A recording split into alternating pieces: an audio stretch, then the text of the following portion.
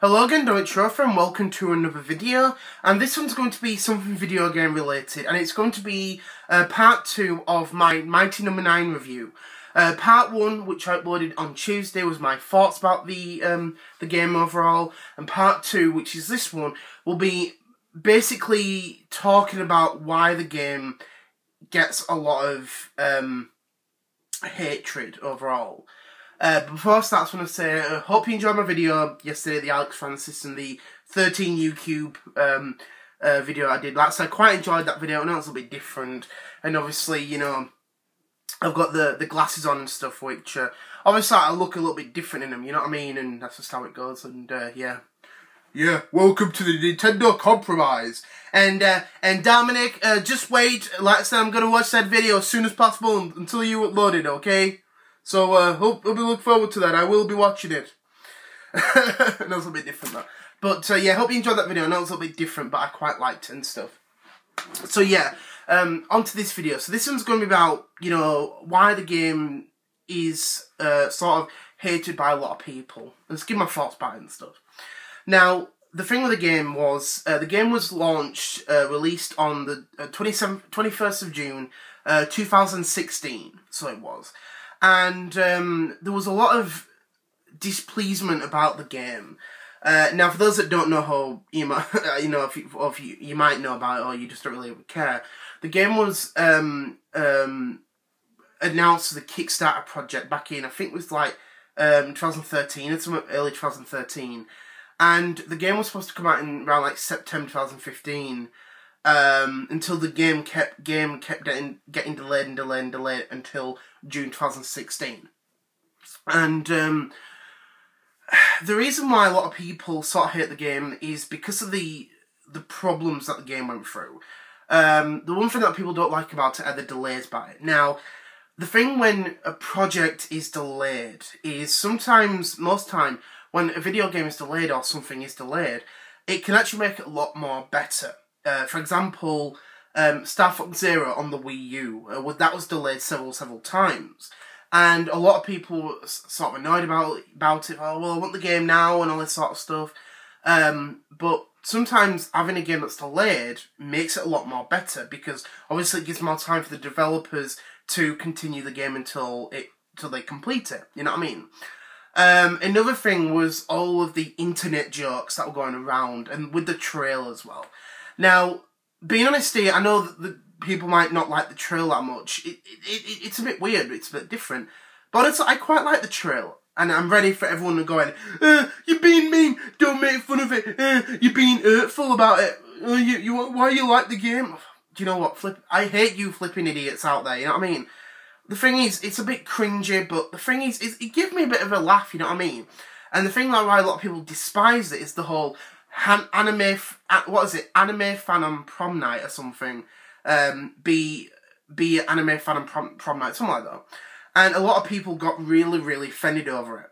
Basically, that's what ended up happening.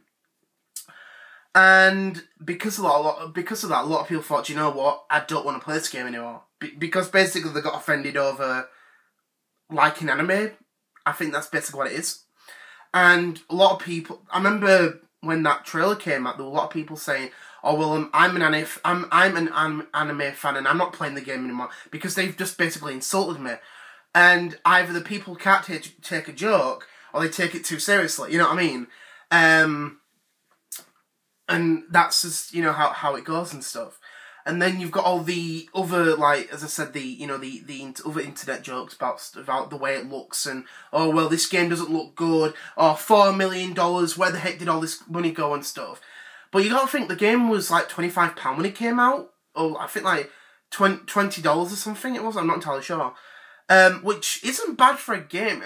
It's an indie game, you know what I mean? That's another thing about it you've got to understand, is that this is not anything like FIFA or Skyrim, or, I was going to say the Elder Scrolls, but that's Skyrim, that into it. You know, all sorts and stuff, you know, that's just how it goes. You know, Destiny, these big AAA games, you got Star Wars and everything. The thing is, they're not indie games, they're made by companies who are able to spend a lot of money, you know what I mean? Whereas this was through a Kickstarter, and obviously a company who was able to fund the game. So, you know, that's another thing about it. And I would say overall, if you get out of that mindset, the game is actually quite good, but the reason why it gets a lot of hatred is because of everything that was going wrong. And then there was a phrase that was stated by Keiji Inafune. Basically, the statement was the game was better than nothing. But basically what ended up happening was that phrase that was used was basically a mistranslation, and he actually didn't say that. He basically said that he puts all the blame on himself because of all the delays and, you know, the game not selling well. So he never said anything about, oh, it's better than nothing. It's just that it was a mistranslation, and because of that, people took it way too seriously. Oh, well, he don't care about the game anymore now. Oh, I want my money back. You know what I mean? Oh, this game's terrible. You know what I mean? And even before the game came out, people still hated it. And I thought, well, how the heck can you judge something that you haven't even played yet, or hasn't even released yet? You know what I mean? And it's unfortunate, it really, really is, because honestly, it's actually quite difficult to get a lot of these people to play Mighty No. 9. You know what I mean? And I remember thinking that, and I thought, you know, the thing is, you should play Mighty No. 9. It's a good game. You know, people might think I'm being trollish, but I'm not really being trollish. I like the game, and that's just me. That's just me personally. If you don't like the game, that's okay with you. You know what I mean? I'm not gonna get ranty or triggered. You know what I mean?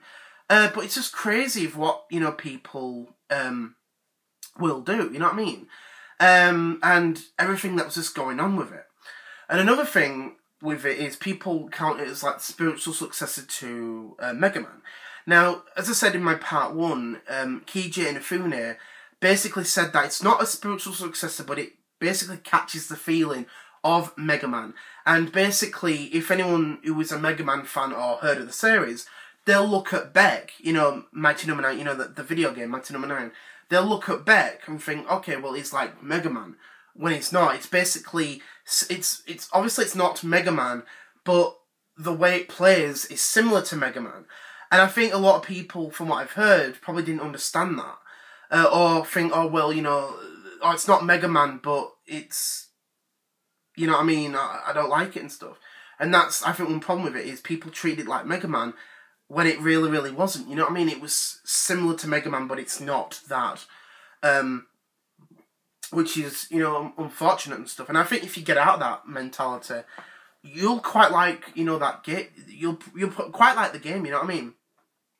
And it's a famous phrase that's been going around for decades and centuries.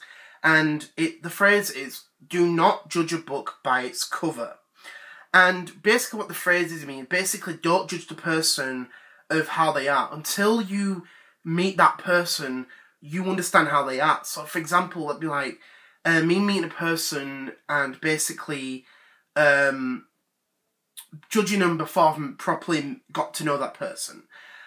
Which is not a good thing, and that's just how it goes.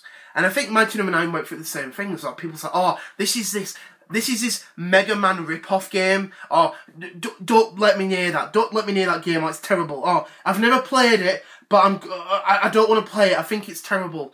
Don't give me that game. And that's what happens. It's like, well, how the heck can you judge it? You know what I mean? That'd be like me asking, you know, one of these people who despises the game, have you played Mighty No. 9? Oh, no, I'm not playing that game. Oh, I'm not playing that rubbish. Who the heck's touching that rubbish? A lot of people go over the top, you know what I mean?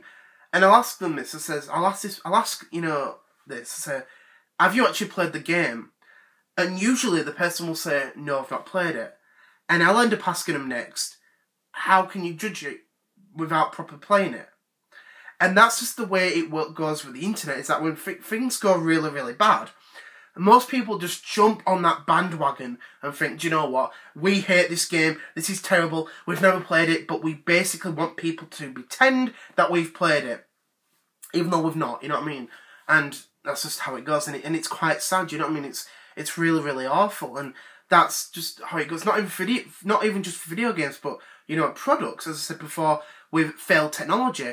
You know, people judge failed products as bad, but they're not all bad. You know what I mean? Either they didn't sell well, or they didn't get the support they needed, or they just weren't advertised well. That's why, as I said about the Wii U, there's a lot of people that won't even go near the console because they think it's terrible. And honestly, the Wii U is not terrible. You know what I mean? You know what I mean? It's you know, it's not that terrible. You know, it's not that bad. And I think if you don't like it, then you're basically being too judgmental on it. The thing is, and as I always say about the Wii U, is that go out and buy it. You know what I mean? There's a lot of great games on there that are well worth buying. You know, check it out. And that's just how it goes, and it's quite sad. Because I think if you get out of that mentality, you'll like the game. I've spoken to a lot of people who may laugh and giggle about me saying, you like Mighty Number 9? Are you being serious here? You like Mighty Number 9? What the flip's wrong with you? You know what I mean? What the heck is wrong with you? You know what I mean? It's sad, you know what I mean? But that's just how it goes. But yeah, I think one last thing I was going to say about with Mighty Number 9 with the delays is the PlayStation Vita and the 3DS versions. Now, those two versions were supposed to be released around the time when it came out, back in June 2016. And obviously now it's January 2018. And unfortunately, are still not out yet. But I am interested in playing them, especially with them being on a handheld. But that sort of worries me because there are people still waiting for those versions. And it sort of scares me, you know what I mean? Because, you know, I was thinking about this when we came to the first anniversary of Mighty Number 9, and I remember thinking, it's going to be really, really worrisome if, when we get to the second anniversary, you know, June 2018, when those versions are still not out. And that sort of worries me. But the thing is, as soon as they come out, I think they'll please a lot of people. They'll definitely please me. And I definitely will be wanting to check them, you know, the both out and stuff. See how they both out and stuff. Because obviously I have the Vita version through the cross-buy on the PlayStation 4 version on that, which will be cool to see and stuff. And then obviously eventually when the 3DS version comes out, I will want to definitely check that out and stuff. But yeah, it's not like the worst game overall, but it's quite good if you like 2D platformers and stuff. But one thing I definitely want to talk about is, you know, a possible sequel for the game. Now, I'd love to definitely see a sequel, you know, to this game. You know what I mean? I'd love to see, like, you know, new enemies, maybe new characters, maybe, you know, there's a new storyline for Beck that continues after the first game. I definitely would love to see that happen. I think it'd be really, really good. What would they call it? You know what I mean? Would they call it Mighty Number 9 Part 2? Mighty Number 9 2? I don't know yet. I think that it would be good to call it Mighty Number 9 Part 2 or give it a subline. I'm not entirely sure. And I definitely think it definitely deserves that. It really, really does. Because even though I know the first one didn't sell well, but I think if we saw a Mighty Number 9 Part 2, it would be really, really good to see that. You know, maybe, as I said, whenever that happens and stuff. I think a sequel would be really, really good to see happen. Really, really good.